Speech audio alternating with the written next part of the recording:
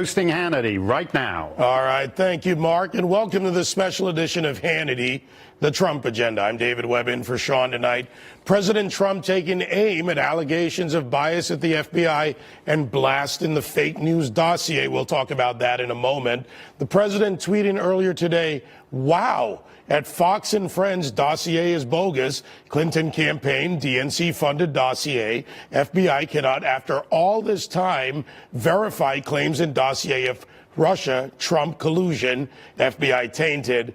And they use this crooked Hillary pile of garbage as the basis for going after the Trump campaign. President Trump's tweet appears to be in reaction to reports that during his closed-door congressional testimony, FBI Director or Deputy Director Andrew McCabe failed to specify which portions of the dossier the FBI claims to have corroborated. There's also reported McCabe plans to retire in 2018 amid mounting criticism from Congress. Constitutional law expert Alan Dershowitz weighing in on the scandal, saying that maybe McCabe should have recused himself for any Clinton-related investigations, given his conflict of interest. Watch this. Well, first of all, everybody tells me who knows McCabe and has worked in the FBI that he's a very decent guy and was an excellent deputy director. Having said that, he should have recused himself immediately from any investigation involving Hillary Clinton because of his wife's connections to Hillary Clinton. When you're investigating a presidential candidate, whether it be Hillary Clinton or President Trump, you have to be Caesar's wife. You have to be above reproach. You have to make sure not only there are no conflicts, but there are no perceived conflicts. Not only is there no bias, but there's no perception of bias. And he didn't pass that test. And in other big news, the Washington Post now reporting that House Intelligence Committee Chairman Devin Nunes is talking with other Republican lawmakers about writing a report next year that would expose alleged, I say alleged, FBI corruption. Also tonight, a stunning report from Politico. James Baker, the FBI's top lawyer, was in contact with liberal journalist David Corn of Mother Jones. And he did this in the weeks before the outlet broke the very first news story about the existence of the anti-Trump dossier. Joining us with reaction, core national spokesman and conservative pundit, my friend Niger Innes, Fox News legal analyst Greg Jarrett, and Daily Caller reporter Kerry Pickett. By the way, all friends, great to see you here. Greg, I'm going to go to you first on this, and let's talk about this dossier for a moment. We'll put a pause on the politics and look at what you would process of vetting information given to the FBI, this dossier, before you would put it to use. Look, the FBI receives a lot of fake documents all the time. It's up to them to vet it. You can't use it in a court of law unless you've verified its authenticity and confirmed its contents. If the FBI used this dossier in an affidavit in support of a search warrant to spy on the Trump associates, that's a fraud on the court. That's a crime. But you back up several months, and apparently this dossier was also used to launch the Trump-Russia investigation. And they apparently did little or nothing in the way of verifying its contents. So think about this. Funded by Hillary Clinton's campaign and the Democratic National Committee, which, by the way, is a crime under the Federal Election Campaign Act, they used this document to then spy and launch an investigation on Hillary Clinton's political opponent. It's beyond the pale of criminal negligence. And some of the people who did this, including perhaps Comey, McCabe, James Baker, Peter Strzok, and others, should be held accountable criminally if appropriate. All right, Greg, you're talking about this legal aspect, and the process is important. Kerry, the process, however, on the Hill is a little different. You're down there every day talking to the congressmen and senators, so the political aspect of this comes into play. Given what Greg just said, given that Comey admitted that he leaked information, which also is an issue that you've talked about before, Greg. What about the dossier and the use of this in the congressional point of view? Well, what's interesting here, David, is that anytime I have gone to the Hill and spoken to the lawmakers that are leading these investigations, whether in the Senate or on the House side, you've had Democrats, for example, who are who had been preparing almost for, and they will never say this publicly, but they've been essentially preparing for what could be an impeachment. Because anytime I have gone up to them and asked them, well, what about the conflict of interest here?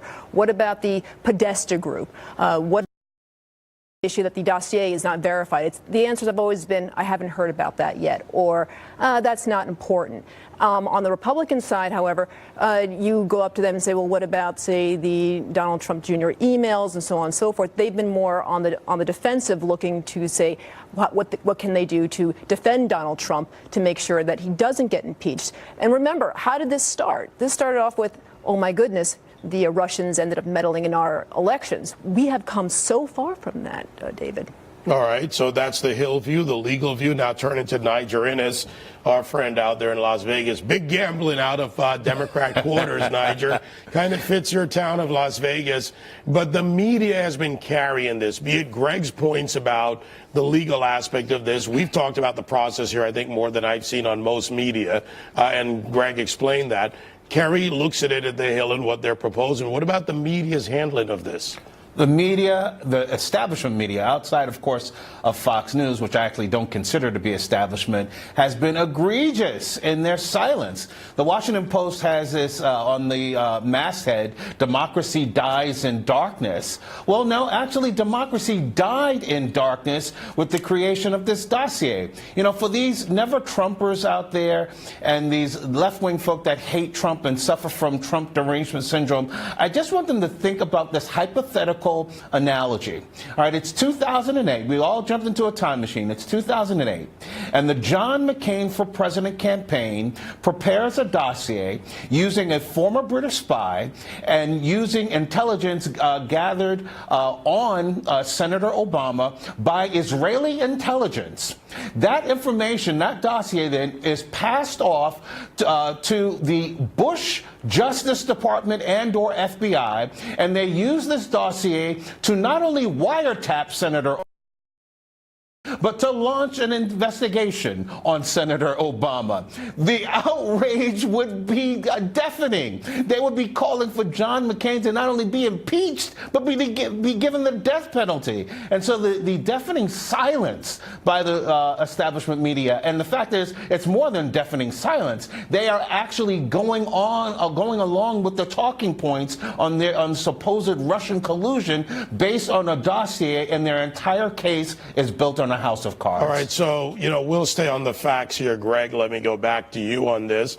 And, who can be charged? Because in the end, whether it's the scenario that Niger used, which is a scenario, or the reality, more to the reality of what's happening now, you talk about how you cannot produce fraudulent documents to a court. Right. A judge can hold you in contempt. Who can be charged in this scenario, in your opinion? Well, you can start with the people who appear to have exonerated Hillary Clinton for political purposes. That would be obstruction of justice.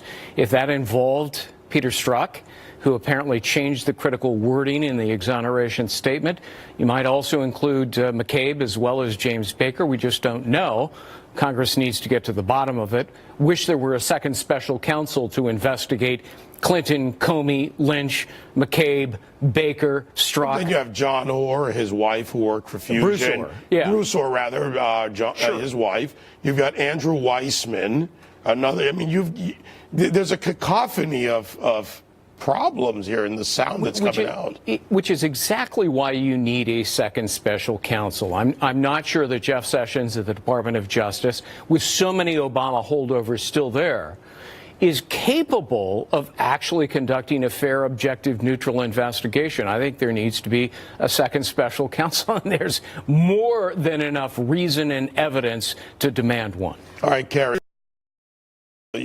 before we don't need the Constitution explained anymore, at least not on this show. Sure. To the audience, about what it takes for impeachment. But you were talking about charges, potential charges, or an idea of who could be charged, and back to Washington, D.C. and impeachment and the politics of this. We're ending the year and starting a new year. Is this going to change for the Democrats in Washington? I got to tell you, as far as a special counsel being called, right now you already have members of Congress calling for an investigation into the corruption right now in the DOJ, into the FBI, looking to purge the